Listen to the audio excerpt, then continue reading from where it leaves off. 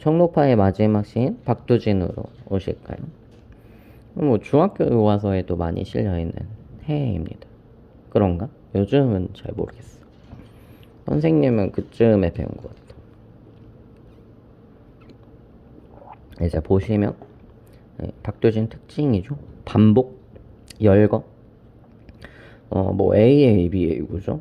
뭐 대조적인 소재들, 이런 것들을 활용하는 작가고, 행가리를 안 하는 거 보이시죠, 그죠? 거의 산문적인 어떤 문장들, 행가리를 안 하면 산문적 진술이라고 하는데, 약간 산문적인 느낌의 시.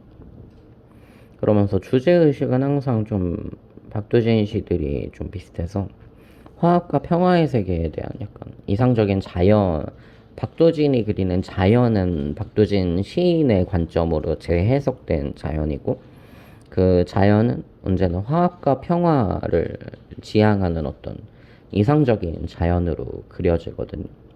이 이상적인 어떤 세계에 대해서 세계를 상징적인 시어들로 표현하면서 굉장히 열정적으로 그게 오기를 바라는 그러한 이상적인 미래와 긍정적인 자연의 공간이 올 것이라고 하는 강한 확신과 의지, 이런 것들이 박두진 씨가 가지고 있는 공통적인 특징입니다. 그 기본을 가장 잘 보여주는 게 해이고, 기본만 좀 조금 잡아두시고 익숙해지시면 박두진의 낯선 작품들이 좀 수월하게 읽힐 수 있어요. 해부터 보시면은 작품 제목은 썬입니다. 이게 어둠과 대조되는 이상적인 좋은 거야. 긍정 부정 항상 잘 확인하셔야 됩니다. 해야 솟아라 해야 솟아라 맑게 씻은 얼굴 고운 해야 솟아라라고 할 때 운율 구조로 따지면 AA 구조, AABA 구조 반복하고 있죠. 맨날 하는 것처럼. 손이가요 손이 새우깡의 손이가 AABA 구조.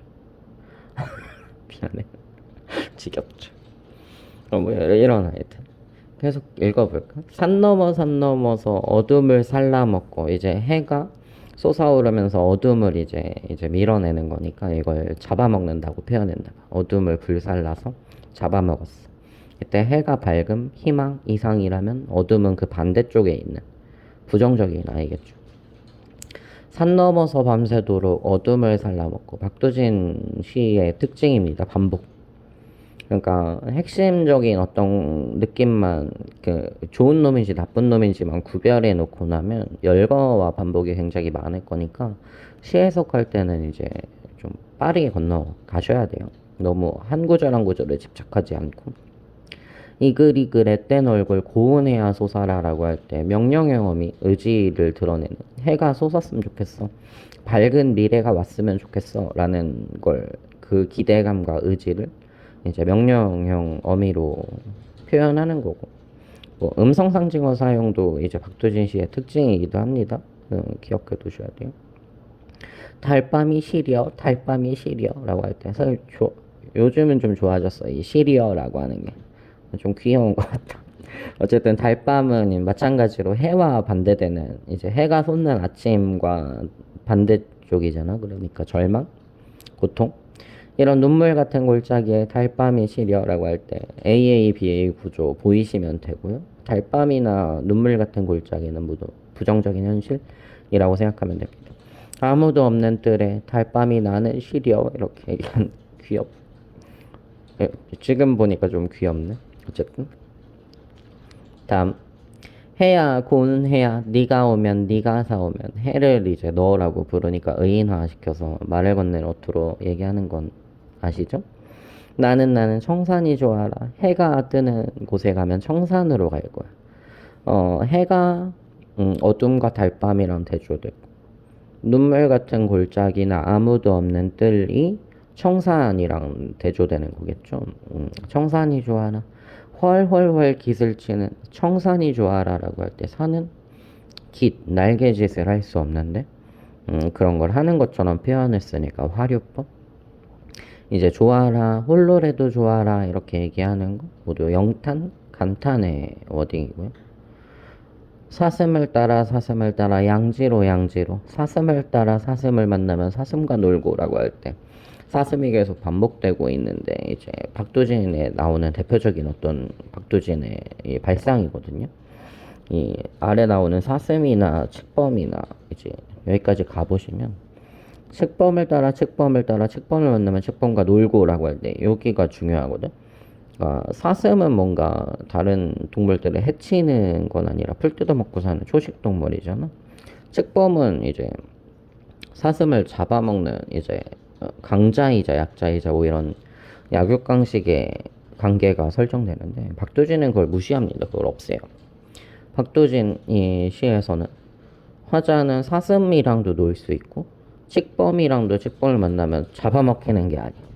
호랑이가 떡 하나 주면 안 잡아먹지 뭐 이렇게 하지 않아. 나랑 놀아줘 잘. 나랑 놀아주는 화학과 공존의 자연이다. 그러한 동물들이다. 이렇게. 이게 박두진이 생각하는 좀 이상적인 세계의 모습이겠죠. 안 싸우고 서로 잘 지내는. 마지막 해야 고운새야 고운해야 솟아라. 꿈이 아니라도 너를 만나면 꽃도 새도 짐승도 한자리에 앉아. 이게 이 앞에서 계속 얘기하는 화합과 공존의 세계입니다. 청산이라는 장소, 해가 뜨는 장소, 해가 떠 있는 장소, 거기는 이제 꽃도 새도 짐승도 모두 한자리에 앉아가지고 워이 워이 모두 불러. 한자리에 앉아 앳되고 고운 날. 이때 앳되고 고운 날이라고 하는 건 화합 공존 평화의 세계.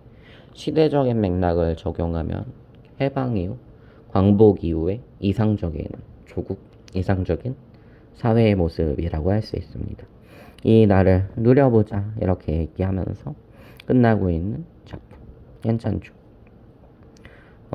구조가 대조적인 시어들을 활용해서 굉장히 단순하게 나오니까 익혀두시고 다만 이 해의 변주라고 할 수 있는 다른 작품들이 굉장히 많아요. 예를 들면 우리 문제 풀어보셨을 때 향연 같은 작품들도 대표적으로 약간 이 계열의 반복의 느낌이죠. 약간 변주의 느낌이니까 대표 작품으로 반드시 잡아두셔야 되는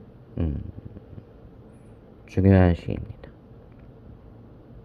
여기까지.